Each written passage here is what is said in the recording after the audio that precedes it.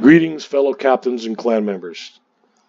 I've had a lot of requests to do a video on torpedoes and destroyers. So today I will be using the Shimakaze as the demo boat. The Shimi is Japanese, for those of you that don't know, and it is pretty much strictly a torpedo boat, unlike a U.S. destroyer, which is kind of a hybrid with great guns. So I'm going to go straight into the torpedoes here, since that is our primary focus. The Shimakaze has 3x5 torpedo tubes. Primary alpha damage is 23.7. I utilize the 12K torpedoes, which have a 1.7 kilometer accuracy, as you can see here on the screen. Their torpedo speed is 67 knots. Going to the modules, here's my build on this. I am using main armaments mod 1, damage control systems mod 1, aiming systems mod 1, propulsion modification 2, concealment, and of course torpedo mod 2 mod 3. Captain skills, I have a 19-point captain on here. We start with preventive maintenance, expert marksman, last stand, torpedo armament expertise, basic firing training, concealment expert, and radio location, which is very effective on the Shimakaze. That is the basic setup of this ship. Again, you are a torpedo boat. You are not a gunboat here. Guns are to be used as a last resort. I keep stressing that. I guess I can't stress it enough. Only use it as a last resort. If you fire your guns, you are going to be spotted at your gun range. For instance, as you can see here, my gun range is 11.4 kilometers, which means I just lit myself up to everything outside, inside of 11 plus K for them to shoot at. Whereas if I'm spotted, usually, my detection, as you can see here on concealment, is 5.9. So DD comes in 5.8, 5.7. I turn away from him, hit my speed boost. Within a matter of seconds, I'm out of concealment. I'm back in concealment. I'm out of his range. Very few things are going to be able to keep up with me. One of them is a Kaba, which we won't discuss here. So keep that in mind when you want to shoot your guns, is that for the next 20 to 30 seconds, you're going to be visible, and everybody on the map in that range is going to shoot at you. More than likely, harming you greatly or killing you in the process. So don't take a chance with that unless you absolutely have to. Going into battle, okay. We always want to keep in mind what your parameters and capabilities of your ship is. So Shimakaze's detection is 5.9. Torpedoes that we're using are 12 kilometers. I have seen people torpedoing out 13 and 14 kilometers. Maybe they forgot they had, let's say, the 12Ks or whatever, and they thought they had the 20K. Always remember what you have. Before you go to battle, you might have to go refresh your memory.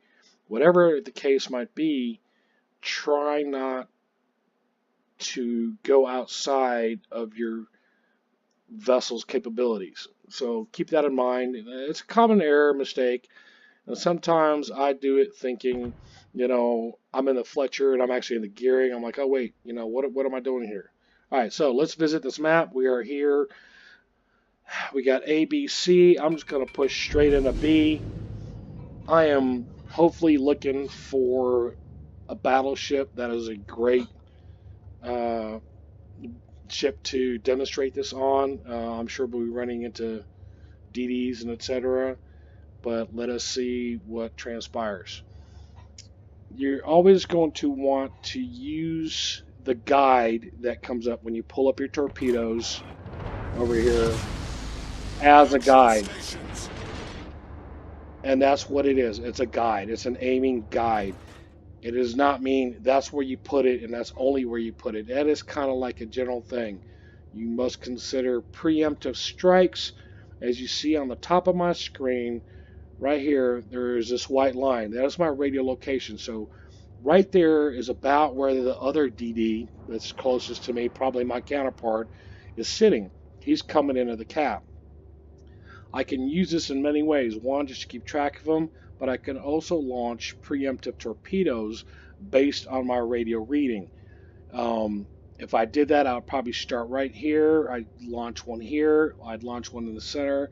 Then I'd come off to the right and launch one there, covering the whole spectrum of this line of the radio reading. Now, I am 50 plus seconds away from my torpedoes being loaded, and I'm almost at the cap. I'm not really ready to engage anything yet, so I'm going to kind of back off a little bit. As you can see, be smart. There's already something in the cap. Shima's over there. Z, there's a Missouri 13, Neptune's 9-7, and they're coming in pretty hot and heavy. I do not see the Freddy yet, which is a really good ship to use this on. There he is, and he's way too far. Okay, I just got spotted by the Z. So I'm gonna pop smoke. I got about 15 seconds till my torpedoes are up, and I'm gonna try to be stealthy here and keep the other ships visible so I don't torpedo my teammates as well. I'm going to aim at the Neptune first. Nope, I'm not going to do that either. As you can see, now you got to take into account transitional gameplay. This Neptune just came into my... Okay, he's gone. Here's where I am. Neptune to the front, on the money, behind. As you saw, I did them all in extremely rapid succession, which is going to create a torpedo wall. This torpedo wall right here is what becomes effective. You can do that with a 2. Now, I didn't hit him, but as you see, they went right at, look at that. So he would have eaten 3 torpedoes there. If he had not been killed by another ship, he'd have had a massive amount of damage, and he'd have been dead. That is how effective that torpedo wall is. Now, gameplay here is a little bit more faster and crazier than it is in random, but you get the idea, and I think you saw the effectiveness of that wall. You see the big gap in those, that's where it hit the ship. So now we have a Missouri over here coming in hot and heavy. Frederick over there, and Frederick might get hit. Look at that, look at that. Torpedo's looking good, and guess what? There it is. He ate 3 torps, and it knocked him down under half health. So that is how effective that torpedo run was. And that is the kind of damage. So 3 torpedoes did over 50k in damage very quickly on the broadside, which includes his torpedo belt.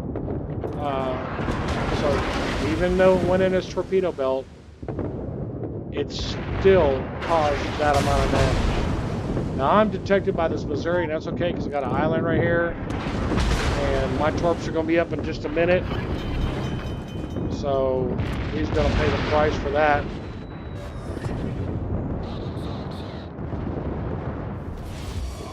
So only 2 tubes are up because I got 1 hit. It's reloading. So I'm going to go forward and back a little bit. Let's see how they hit. Right on the money, boom. So I had him covered in the turn, very effective, and he is now dead. So that is how to use them optimally. You want to engage thinking and preempting a possible turn, so that's why you go to the back. Because if he turns, you still cover him going into the turn, and you will still ensure that you at least get 1 or 2 torpedoes on him, even though he's going to cut it short versus you getting like a full broadside like I did on that Freddy. So those are things to consider as you're approaching your torpedo run, and keep in mind that you want your spread to be even along that guideline. I use the line as a guide only, and that's all it is. I can take it, I could actually torp right here if there was something there and those islands weren't there. And as you can see where the ship is in location to my RPF line. So now you actually see kind of how it reads and what it's reading and why it's reading. It's just a general directive as to where, there it goes. It just corrected itself. So it's pretty accurate. It's not dead on by any means, but it's pretty accurate. So we had a really good run right there. We got 4 torpedo hits, 2 floodings. Just cost 66,000 in damage. And of course had the kill on the Missouri. That is how effective those torpedoes are. And yeah, I pushed my limits there, but you got the idea of how to lay out torpedoes and preempt a turning evasive maneuver, or if they're speed up, if they're not going full speed. Like he was in a turn coming out of between those islands, and he speeds up, he's going to actually get ahead of your torps, and that's where your torps end up going behind the boat a lot. And I've seen that, especially when I first started doing this. I would have that happen to me all the time. Very common occurrence, and now you understand why. So this is how you basically cover those parameters. You're inside the guide, but you're covering extended on both ends, front and back. If he speeds up, slows down, or turns, you should still be able to get torps on target and hit them. That is the best I can do as far as showing and explaining. I think it's very effective. I've had great success using this method right here. My torpedo hit ratio is pretty high comparatively. So I would say that it's successful. So please try it, give it a shot, see how it works for you. If you have any questions about it, I'll be more than happy to get in here and ride with you, make another video based on your questions, more defined as to what you're looking for, and I can actually show you on a video now how that's going to work and what I'm doing to make that effective, and the differences and changes for you to make to just be a better target shot and whatever. So again, always feel free to contact me with any questions that you have based on these videos or anything else. If you're always looking for guidance, tutoring, and mentoring. I thank you again as a clan member. I appreciate your hard work and your efforts. Have fun and have a good day.